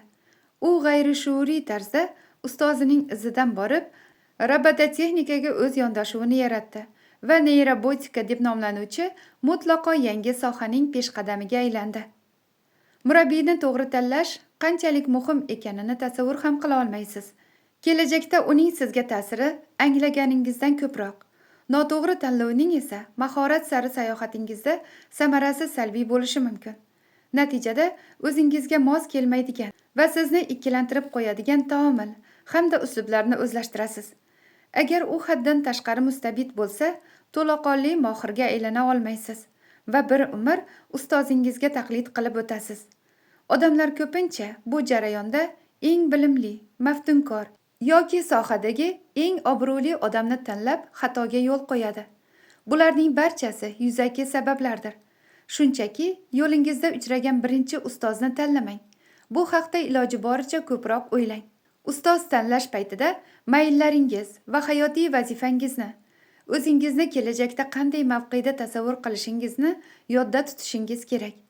Tanlayotgan murabbiyingiz bunga strategik mos kelishi lozim. Inqilobiy yo'nalishni tanlagan bo'lsangiz, sizga ochiq fikrli va ilg'or, shu bilan birga hukmronlik qilmaydigan ustoz zarur. Idealingiz ko'proq o'zgacharoq uslubga mos kelsa, sizga qulaylik yaratadigan va o'ziga xos xususiyatlaringizni bo'g'may, ularni mahoratga aylantirishga yordam beradigan ustozga ehtiyoj sezasiz. Yung singari biroz ikkilansangiz va yo'nalishingizga ishonchingiz komil bo'lmasa, didingizga o'ta mos kelmasa-da, nimani xohlayotganingizni aniqlashda yordam beradigan, sohada muhim bo'lgan kishini tanlash foydali bo'lishi mumkin. Ba'zida ustoz bizga ko'rsatgan narsalarning ayrimlaridan qochishni yoki unga qarshi faol isyon qilishni xohlaymiz. Bunday holatda, ayniqsa, ustozingiz hukmronlik qilishga moyil bo'lsa, hissiy bog'liqlikka intilmay, o'rtadagi masofani saqlaganingiz ma'qul. Vaqt o'tishi bilan undan nimani o'rganish va nimani rad etish kerakligini bilib olasiz. Yodingizda bo'lsin, ustoz-shogird munosabatlari ko'p jihatdan ota-ona va farzand o'rtasidagi munosabatlarni takrorlaydi. Qaysi oilada tug'ilishingni tanlay olmaysan degan iboraning siyqasi chiqib ketgan.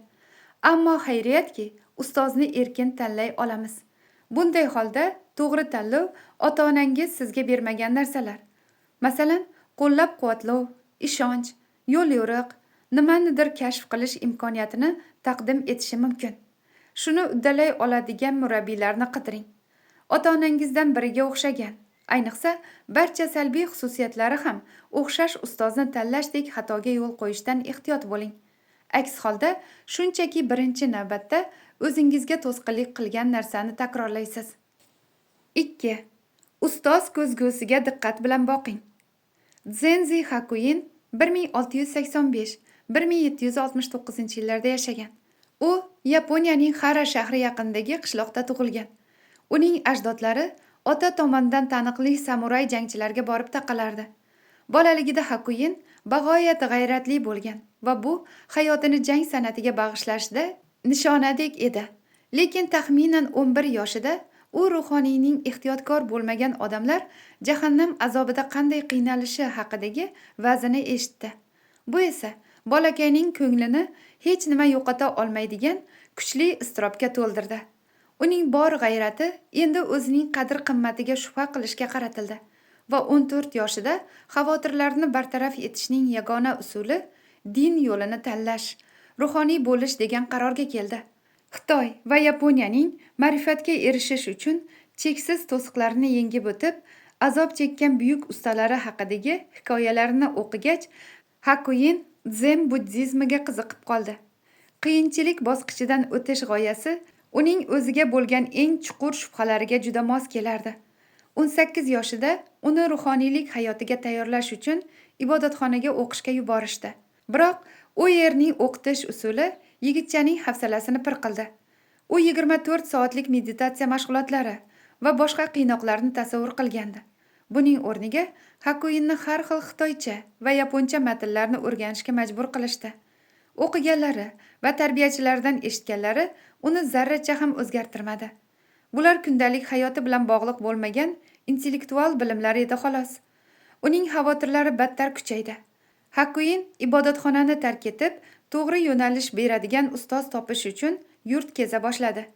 U Yaponiyaning har bir burchagidagi Zen maktablariga birin-ketin kirib ko'rib, o'sha paytda bu ta'limotning o'qitilish holati haqida aniq tasavvur ola boshladi.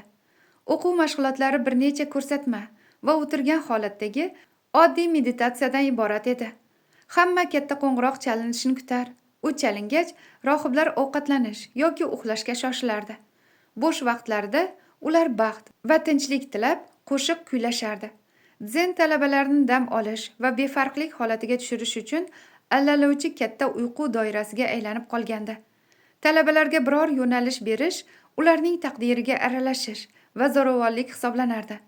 Ma'rifat sari yo'lni ularning o'zi topishi kerak edi.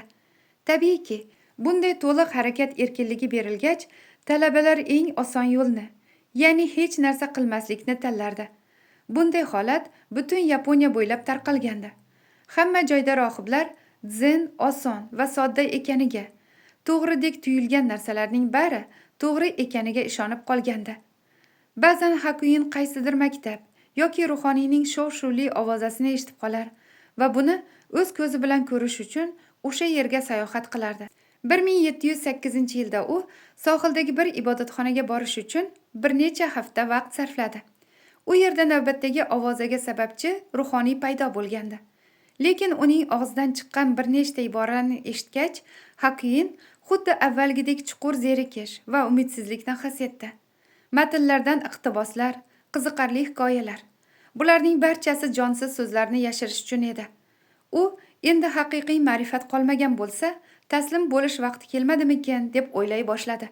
O'sha ibodatxonada u ruhoniy bilan gaplashishdan hafsalasi pir bo'lgan yana bir yosh rohibni uchratdi. Ular do'st bo'lib qolishdi va bir kuni o'sha rohib Shoju Rojin ismli g'alati va butunlay uzlatga chekingan ustadan bir necha kun saboq olganini, o'sha odam o'zi uchratgan boshqa ustozlarga umuman o'xshamasligini aytdi. Shoju borish qiyin bo'lgan olis qishloqda yashar, sanoqli talabalarni qabul qilar va o'ta talabchan edi. Bularning barchasi Hakuin eshitishni istagan narsalar edi. U yosh rohibdan darhol Shojuning oldiga olib borishni so'radi. Hakuin usta bilan uchrashganida uning ko'zlarida boshqa ruhoniy yoki o'qituvchining nigohidan farqli nimanidir ko'rdi. Unda kuch-qudrat va dadillik yog'ilib turardi. Hozirgi holatiga yetish uchun qanchalik azob chekkanini yuz ifodasidan o'qish mumkin edi. Bu odam yashagan va azob chekkan. Shoju uni talabalikka qabul qilishini aytganda Hakuinning boshi osmonga yetdi. Lekin tez orada hayajoni qo'rquvga almashdi. Birinchi yuzma-yuz uchrashuvda Shoju undan it va tabiat Budda haqidagi koanni, ma'nosi tarbiya uchun mo'ljallangan zen masalani qanday tushunasiz deb so'radi. Buning ustiga qo'l yoki oyoq qo'yib bo'lmaydi, dedi Hakuin zukkolarcha javob berdim deb o'ylab. Shu payt Shoju qo'lini cho'zib Hakuinning burnidan ushlab keskin tortdi va yuziga qarab baqirdi. Mana bu qo'l uchun juda yaxshi joy. Keyin bir necha daqiqa burnini qattiq ezib turganidan Hakuin o'zini butunlay karaxt bo'lgandek his qildi. Keyingi bir necha kun ichida u tobora ko'proq zo'ravonlikka duchor bo'ldi. Shoju uni barcha izlanishlari va sayohatlari besamar o'tganini his etishga majburladi. Hakuin biror narsani to'g'ri ayta olmas yoki bajara olmasdi. Kutilmaganda yuziga zarba yoki tupuk tushardi. U oldingi bilimlarining har bir elementidan shubhalana boshladi va endi Shoju nima qilishidan batamon qo'rqib yashardi.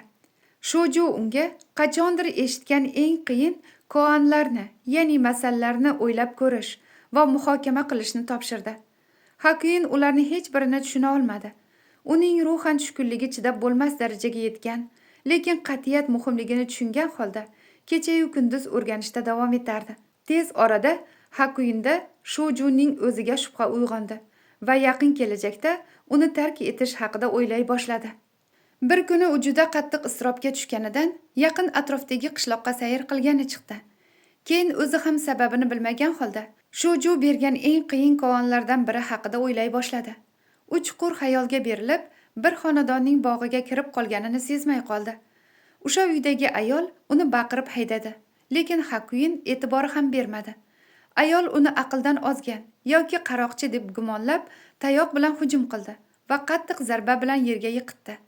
Bir necha daqiqadan so'ng o'ziga kelganida Hakuin o'zini boshqacha his qildi. U nihoyat Shoju bergan koanning mohiyatini tushunib yetgandi. U buni to'liq tushundi. U Hakuinning ichida jonlandi. Hamma narsa o'z o'rniga tushdi va u nihoyat ma'rifatga erishganiga amin edi. Dunyo uning ko'ziga butunlay yangi qiyofada ko'rindi. Hakuin qarsak chalib, zavq bilan qichqira boshladi. Birinchi marta barcha tashvishlari yukidan qutulganini his etdi. U Shojuning oldiga yugurdi. Ustozi esa shogirdiga nima bo'lganini darhol angladi. Bu gal ustozi yelpig'ichi bilan Hakuinning orqasini yengil silab, muloyim munosabatda bo'ldi. Nihoyat Shoju fikrlarini shogirdi bilan o'rtoqlashdi. Birinchi uchrashuvdanoq u Hakuinda chinakam bilim olish uchun kerakli barcha xislatlar borligini ko'rgandi. Yigit g'ayratli, qat'iyatli va ma'rifatga chanqoq edi. Shojuning aytishicha, barcha talabalarning muammosi qayerdadir albatta to'xtab qolishida. Ular g'oyani eshitadi va u jonsiz bo'lib qolmaguncha qo'yib yubormaydi. Ular haqiqatni bilaman deb o'ylab o'zlarini ovuntiradi. Lekin haqiqiy zen hech qachon to'xtamaydi. Bunday haqiqatlarda qotib qolmaydi. Shuning uchun ham har bir odamni jarga itarish, hammasini yangidan boshlab, talaba sifatida hech nimaga arzimasligini his etishga majburlash kerak. Azob va shubhalarsiz ong odatiy qoliplarda to'xtaydi va to ruh ham o'lgunicha o'sha yerda qoladi. Hatto birgina ma'rifatning o'zi yetarli emas. Doim boshidan boshlashingiz va o'zingizni sinashingiz kerak. Shoju Hakuinning jarayonni davom ettirishiga ishondi. Chunki u qat'iyatli edi. Zen butun Yaponiya bo'ylab yo'qolib borayotgandi. U Hakuin yonida qolishini va vorisi bo'lishini xohlardi. Shoju bu yosh yigitning bir kun kelib dinni tiklashiga ishonardi. Biroq Hakuin o'zining bezovtaligini baribir jilovlay olmadi. 8 oydan keyin u imkon bo'ldi deguncha qaytib kelishiga ishonch bilan Shojuni tark etdi. Biroq yillar o'tishi bilan u yana yangi shubha va iztiroblar girdobiga tushdi. U ibodatxona kezar, doimiy ko'tarinkilik va tushkunlikni boshdan kechirardi. 41 yoshida u nihoyat o'zining so'nggi va eng chuqur ma'rifat lahzasini boshdan kechirdi. Bu esa umrining oxirigacha uni tark etmaydigan tafakkur shaklini olib keldi. Mana shu onda Shojuning barcha g'oyalari, ta'limotlari xuddi kecha eshitgandek yodiga tushdi va bu inson o'zi bilgan yagona haqiqiy ustozi ekanini angladi. Hakuin minnatdorchilik izhor qilish uchun ustozini yo'qlamoqchi edi. Lekin Shoju 5 yilcha avval vafot etgandi. U ustozining oldidagi qarzini, uning ta'limotini saqlab qolgan holda o'zi ham murabbiy bo'lish bilan uzdi. Oxir oqibat xuddi Shoju bashorat qilganidek, Hakuin chindan ham Zen amaliyotini tanazzuldan qutqardi. Mahoratga erishish ma'lum qat'iylik hamda haqiqatga doim tik qarashni talab etadi. Shogird sifatida o'zimizni zaruriy yo'l bilan sinash va zaif tomonlarimiz haqida aniq tasavvurga ega bo'lish qiyin tuyulishi mumkin. Biz yashayotgan zamon buni yanada qiyinlashtiradi. Murakkab vaziyatlar orqali intizomni shakllantirish va bu yo'lda azob chekish endilikda madaniyatimizda targ'ib qilinadigan qadriyat sanalmaydi. Odamlar bir-birlariga o'zlari haqidagi haqiqat, zaif tomonlari, kamchiliklari va bu ishidagi xatolari haqida tobora kamroq gapirishni xohlamoqda. Hatto to'g'ri yo'lni ko'rsatishi kerak bo'lgan kitoblar ham muloyim va xush yoqadigan ko'rinish olib, biz eshitishni xohlayotgan narsalarimizni, ya'ni umuman olganda yaxshi ekanimiz, maqsadga bir necha oddiy qadamlar bilan erishishimiz mumkinligini uqtiradi. Bunday kitoblarda o'quvchini jiddiy, real tanqid qilish, yana qancha yo'l bosishi kerakligini anglashga majburlovchi vazifalarni qo'yish odamlarning o'ziga beradigan bahosini kamsitadigandek va putur yetkazadigandek tuyuladi. Aslida esa bunday ko'ngli bo'shlik va tuyg'ularni kamsitishdan qo'rqish bu odamlarning o'ziga xolis baho berishi yoki intizomni yo'lga qo'yishni qiyinlashtiradi. Ularni mahorat sari mashaqqatli sayohatga yaroqsiz qilib qo'yadi. Irodasini zaiflashtiradi. Mohirlar tabiatan maqsadga yetish uchun azob chekkan odamlardir. Ular ishiga nisbatan cheksiz tanqidlarni, taraqqiyotiga shubha va ko'plab muvaffaqiyatsizliklarni boshdan kechirishgan. Ijodiy bosqich va uning sarhadlaridan o'tish kerakligi ularning suyak-suyagiga singib ketgan. Ustoz sifatida faqat ulargina taraqqiyot darajamiz, fe'l-atvorimizning zaif tomonlari, olg'a siljish uchun qanday sinovlardan o'tishimiz kerakligini baholay oladi. Bugungi kunda qanchalik achchiq bo'lmasin, murabbiyingizdan haqiqiy baho olishingiz kerak. Bu bahoni o'zingiz qidirib, ochiq yuz bilan kutib olishingiz zarur. Imkon bo'lsa, mehrni haqqoniy va o'rni kelganda keskin ifodalashi bilan nom taratgan ustozni tanlang. Bundan o'zini olib qochsa, sizni boringizcha ko'rsatadigan ko'zguni tutib turishga majburlang. Ulardan kuchli va zaif tomonlaringizni ochib beradigan va qanchalik qiyin bo'lmasin, imkon qadar ko'proq fikr mulohaza olishingizga yo'l ochadigan sinovlar berishlarini so'rang. Tanqidni qabul qilishga odatlaning. O'ziga bo'lgan ishonch juda muhim. Lekin aslida qanday ekaningizga asoslanmagan bo'lsa, bu shunchaki kibr va mag'rurlikdir.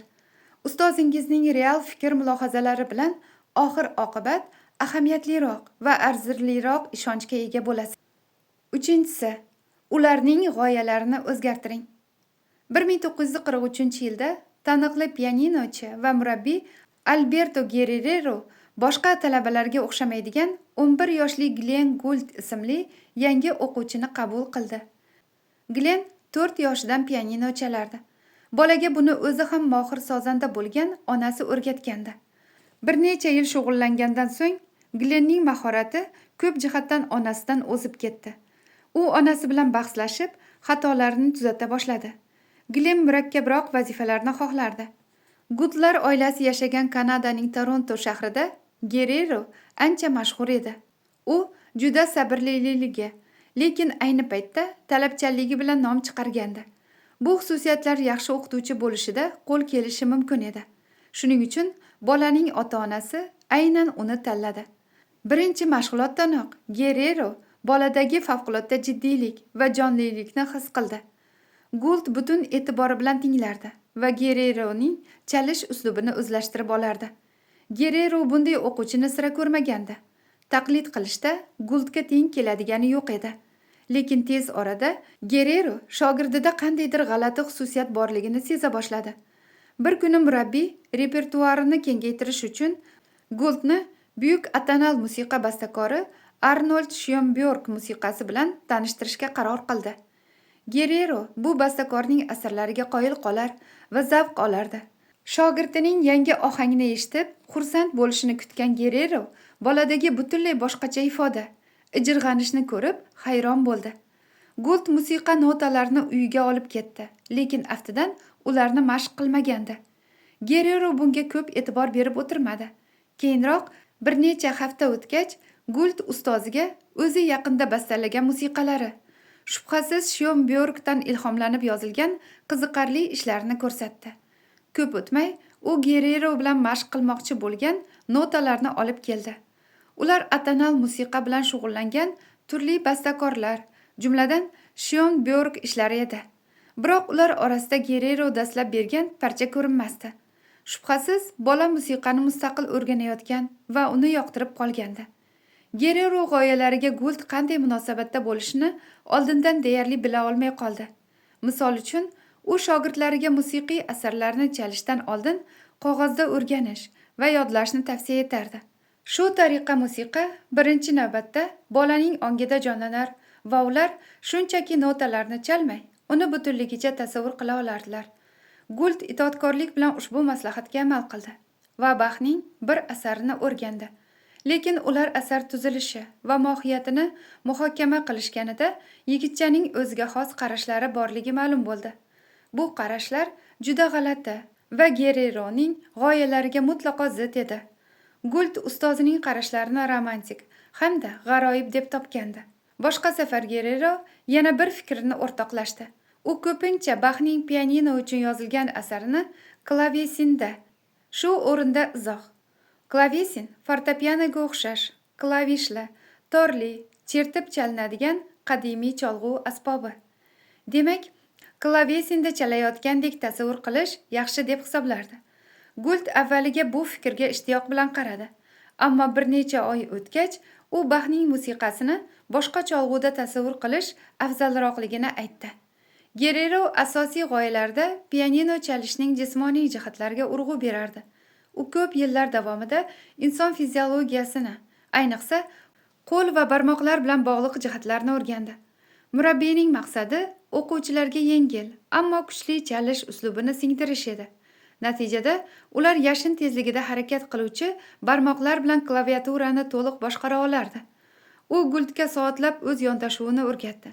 Gerero o'ziga xos tana holatini targ'ib qilar, unga ko'ra musiqachi fortepiano ustida biroz egilib o'tiradi va barcha harakatlar belning pasti va qo'l panjalari bilan amalga oshiriladi. Qo'lning yuqori qismlari va yelka esa butunlay harakatsiz turadi. Gerero shogirdiga bu texnikani qayta ko'rsatdi. Keyin Gouldga barmoqlarini mustahkamlash uchun o'zi o'ylab topgan har xil noodatiy mashqlarni bajarishni buyurdi. Gould qiziqish bildirgandek edi, lekin o'qituvchida u har doimgidek hamma narsani unutib, o'z yo'lidan ketadigandek taassurot qoldirdi. Yillar o'tgani sayin Gould o'qituvchisi bilan tez-tez bahslashadigan bo'lib qoldi.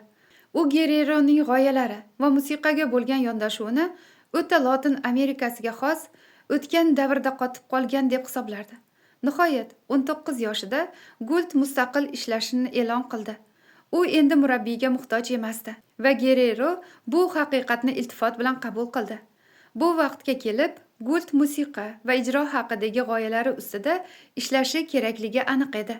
Biroq yillar o'tib, Gould asta-sekin dunyodagi eng buyuk pianinochilardan biri sifatida tanila boshlashi bilan Gerero sobiq shogirdi uni barcha g'oyalarini qanchalik chuqur o'zlashtirganini tushundi.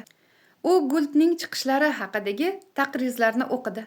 Unda bir tanqidchi Gould Bachni go'yo klavesinda chalayotgandek tasavvur uyg'otadi deb ta'kidladi. Tez orada boshqalar ham shunga o'xshash gaplarni aytdi. Gavda holati, cholg'u asbobi ustida ergashib o'tirishi bilan u Gereroning yoshligiga quyib qo'ygandek o'xshardi. Gultning barmoqlari shunchalar kuchli harakatlanardiki, u Gerrero o'rgatgan mashqlarni yillar davomida bajargani aniq edi. Intervyularda Gult musiqa asarini ijro etishdan oldin uni qog'ozda o'rganish muhimligi haqida gapirar, lekin buni xuddi o'zining g'oyasidek bayon qilardi. Eng g'alati narsa shundaki, Gult ba'zi musiqa parchalarini Gerrero doim tasavvur qilgandek ijro etardi. Ammo jo'shqinlik va uslubda u ustozini ancha ortda qoldirib ketgandi. Sobiq shogird bamisoli Gerrero uslubining mohiyatini o'ziga singdirib olgan-u, uni buyukroq narsaga aylantirgandi. Bolaligida Glenn Gould o'zining buyuk dilemmasini ichki sezim bilan tushungan. Uning aql bovar qilmaydigan eshitish qobiliyati bor edi. Musiqaga shu qadar sezgir ediki, u boshqa pianinochining nozik o'ziga xosliklarini ilg'ab, birinchi eshitishdayoq ularni takrorlay olardi.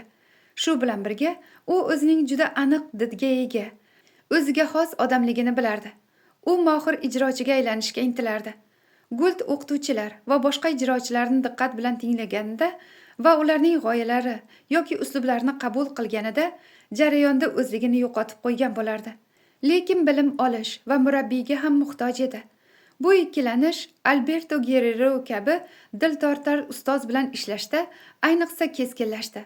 Bunday iste'dodli va tajribali odam qo'lida ta'lim olish ham bir balodek. Bor kuchingiz bilan uning barcha buyuk g'oyalari ortidan borishga urinarkansiz, o'zingizga bo'lgan ishonchingizni yo'qotasiz. Ko'p pianinochilar o'zlarining mashhur ustozlari soyasida yo'qolib ketadi va hech narsaga erisha olmaydi. Gould o'zining ambitsiyasi tufayli bu dilemmaning yagona yechimini topdi. U Gerreroning musiqa haqidagi barcha fikrlarini tingladi va sinab ko'rdi. Musiqani chalish paytida u o'sha g'oyalarni noziklik bilan o'z mayllariga mos ravishda o'zgartirdi. Bu esa o'z ovozi borligini his etish imkonini berdi. Yillar davomida u o'zi va o'qituvchisi o'rtasidagi bu farqni yanada kuchaytirdi. U juda ta'sirchan bo'lgani sababli shogirdlik davrida murabbiyning barcha muhim g'oyalarini anglamagan holda o'zlashtirdi. Lekin o'zining faol ishtiroki bilan ularni o'ziga moslashtira oldi. Shu yo'sinda u o'rganishi va shu bilan birga Gerreroni tark etgandan so'ng boshqalardan ajralib turadigan, ishiga yordam beruvchi ijodkorlik ruhini o'stirishi mumkin edi. Shogird sifatida barchamiz bunday ikkilanish, dilemmaga duch kelamiz. Ustozlardan o'rganish uchun ochiq bo'lishimiz va ularning g'oyalarini to'liq qabul qilishimiz, sehriga shaydo bo'lib qolishimiz kerak. Lekin bunga haddan tashqari berilib ketsak, ularning ta'siriga shu qadar tushib qolamizki, o'z ovozimizni rivojlantirish uchun ichimizda joy qolmaydi va hayotimizni o'zimizga tegishli bo'lmagan g'oyalar bilan o'tkazamiz. Gould kashf etganidek, yechim juda nozik. Hatto murabbiyning g'oyalarini tinglash va o'zlashtirish paytida ham o'zimizni ulardan uzoqroq tuta bilishimiz kerak. Buni uslub va moyilliklarimiz muvofiq kelishi uchun ularning g'oyalarini o'zgartirib, asta-sekin sharoitimizga moslashdan boshlaymiz. O'sib borarkanmiz, jasurligimiz ortadi va hatto ularning g'oyalaridagi ayrim kamchiliklar yoki zaif tomonlariga e'tibor qaratamiz. Murabbiylarning bilimlarini asta-sekin o'z qolipimizga solamiz. O'zimizga bo'lgan ishonchimiz ortib, mustaqillik haqida o'ylay boshlashimiz bilan bir paytlar oldida bosh egib turgan insonimiz, ustozimiz bilan ham raqobatlasha boshlaymiz. Leonardo da Vinci aytganidek, ustozidan o'zmagan shogird yomon shogirddir. 4. Ikki tomonlama munosabat yarating. 1978-yilda yengil vazndagi Freddie Roach ismli istiqbolli bokschi o'zini keyingi bosqichga olib chiqa oladigan murabbiy izlab otasi bilan Las Vegasga yo'l oldi.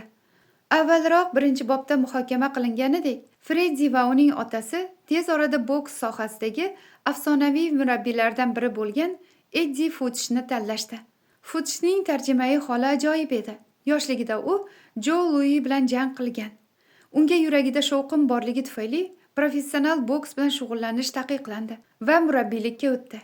Keyinchalik u dunyoning og'ir vazn toifasidagi eng mashhur bokschilari, jumladan Joe Frazier bilan ishladi. Futch kamgap, sabrli, aniq ko'rsatmalar berishni biladigan odam edi. U boksyor texnikasini takomillashtirishning ustasi edi. Roach uning qo'l ostida dastlabki 10 ta jangda g'alaba qozonib, tez o'sdi. Biroq Roach Tez orada bir muammoni payqab qoldi. Mashg'ulotlarda u Fuchsning aytganlarini diqqat bilan tinglar va ularni amalda nisbatan osonlik bilan qo'llardi. Lekin haqiqiy janglarda raqibi bilan zarbalar almashayotib, birdaniga barcha o'rgangan usullarni bir chetga otar, faqat hissiyot bilan kurashardi. Ba'zan bo'yish berardi, lekin u juda ko'p zarba oldi va inqirozga yuz tuta boshladi. Uni hayratda qoldirgani, bir necha yil davomida Fuchs bu muammoni sezmagandek edi. Qo'l ostida juda ko'p bokschilar borligidan murabbiy o'zini shogirdlaridan biroz uzoqroq tutar va ularning har biriga alohida e'tibor bermasdi.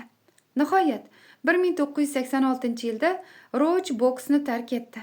U Vegasda yashab, bir muvaffaqiyatsiz ishdan ikkinchisiga o'tib yurdi. Bo'sh vaqtlarda esa tez-tez o'zi mashq qilgan sport zaliga boradigan bo'ldi. Tez orada u bokschilarga maslahat va yordam bera boshladi. Maosh olmasa-da, Fuchsning yordamchisiga aylandi. Hatto bir necha sportchini o'zi shug'ullantirdi. U Fuchsning tizimini yaxshi bilar va ko'plab usullarni o'zlashtirgandi. Mashg'ulotlarga o'z tajribasidan ham qo'shdi. U murabbiyning ringda shogirdi bilan turli zarbalar va kombinatsiyalarni mashq qiladigan katta, yumshoq qo'lqopda ishlashni yangi darajaga ko'tardi va uzoqroq hamda o'zgaruvchan mashg'ulotlarni yaratdi. Qolaversa, bu Roachga sog'inib qolgan ishi bilan ko'proq shug'ullanish imkonini berdi. Bir necha yildan so'ng u murabbiylikni yaxshi uddalashini tushundi va Fuchsni tark etib, mustaqil faoliyatini boshladi. Roachning nazarida sport o'zgarayotgandi. Jangchilar tezligi oshgan, lekin Fuchs kabi murabbiylar bu o'zgarishlarni sezmagan holda boksning ancha turg'un uslubini targ'ib qilishda davom etardi.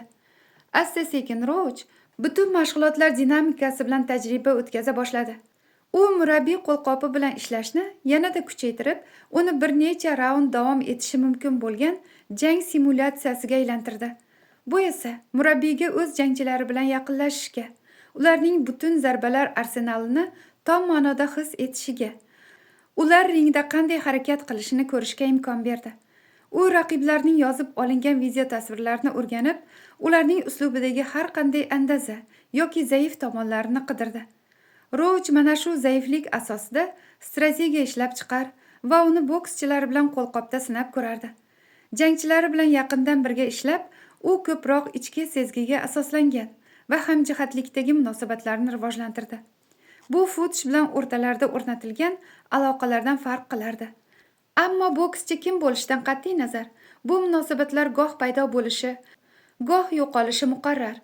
Tajribasi ortib borgani sari bokschilar allaqachon bilimini yetarli hisoblar va Roachni o'zlaridan uzoqlashtira boshlardi. Xudbinligi xalaqit berib, ular o'rganishdan to'xtardi. Keyin 2001-yilda Roachning Hollivudddagi, ya'ni Kaliforniya shtatidagi sport zaliga butunlay boshqacha jangchi kirib keldi. U Manny Pacquiao bo'lib, 55 kilolik yengil vazn toifasidagi chapaqay bokschi edi. Pacquiao vatani Filippinda ma'lum muvaffaqiyatlarga erishgan, ammo endilikda AQShda o'zini keyingi bosqichga olib chiqa oladigan murabbiy qidirayotgandi. Ko'plab murabbiylar Pacquiaoni qabul qilishmadi. U qanday mashq qilishi va sparingga tushishini tomosha qilib, juda ta'sirlangan bo'lishsa-da, bunday yengil vazn toifasida pul ishlab bo'lmasdi. Roach esa boshqa turdagi murabbiy edi. U darhol Pacquiao bilan qo'lqopda mashq qilishga kirishdi va birinchi zarbadanoq jangchining o'zgachaligini sezdi. Pacquiao dadil, shiddatli va boshqa jangchilarga sira o'xshamagan keskin xarakterga ega edi.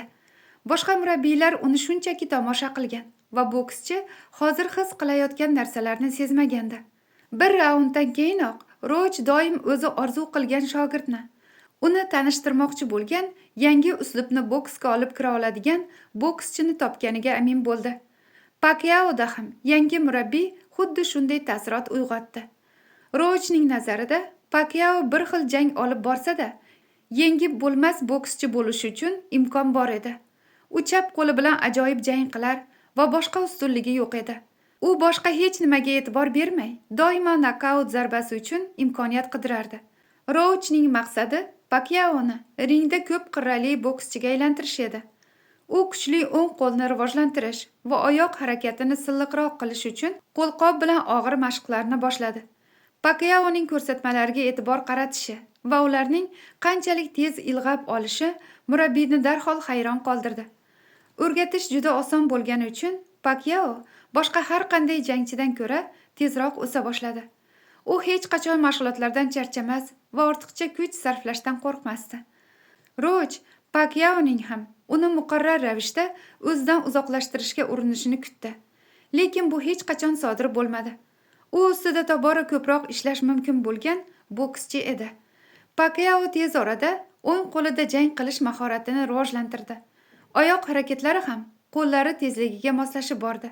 U bir-biridan ajoyib g'alabalarga erisha boshladi. Yillar davomida munosabatlar rivojlandi.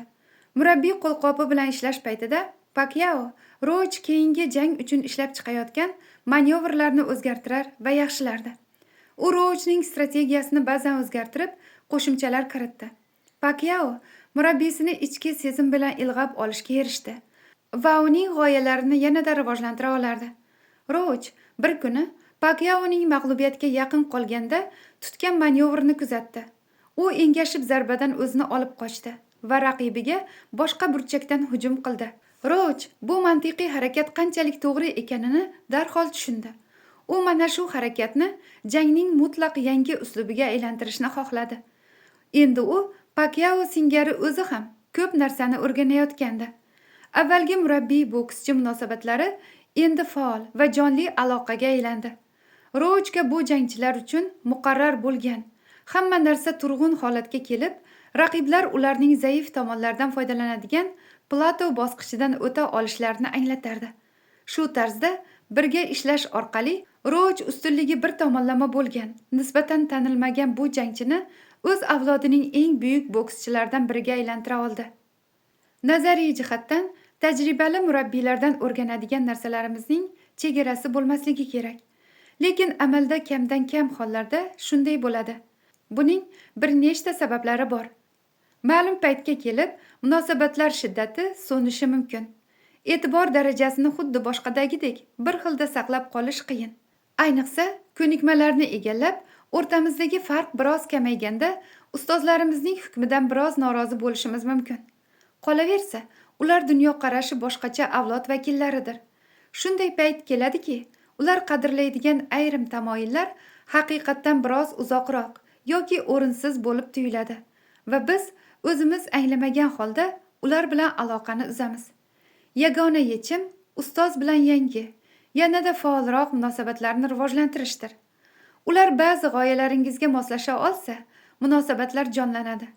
Ustozingiz fikrlaringizga ochiqroq bo'lib borayotganini his etsangiz, kamroq ranjiysiz. Shaxsiy tajribangiz va g'oyalaringizni ularga ko'rsatish orqali ehtimol aqidaga aylanib qolmasligi uchun ularning tamoyillarini ham ancha yumshatasiz. Muloqotning bu usuli demokratik davrimizga ko'proq mos keladi va qandaydir ideal bo'lib xizmat qilishi mumkin. Lekin bu isyonkor munosabat yoki hurmatsizlik bilan birga bo'lmasligi kerak. Ushbu bobning avvalida tasvirlangan munosabat, ya'ni ustozga hurmat o'zgarishsiz qoladi.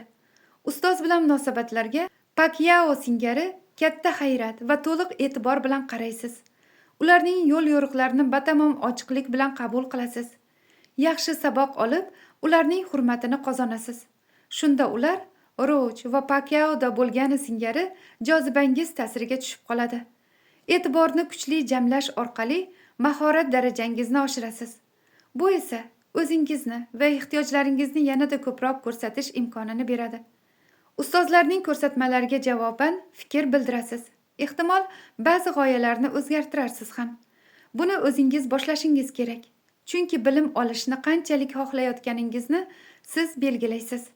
Ikki tomonlama muloqot shakllangandan keyin munosabatlarda o'rganish va quvvatni o'zlashtirish uchun imkoniyatlar deyarli cheksiz bo'ladi. Oynaning orti. Hayotda ustozingiz bo'lgani afzalroq.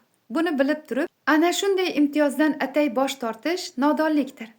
U siz bilishingiz kerak bo'lgan narsani qidirish va shakllantirish uchun qimmatli vaqtingizni boy berasiz.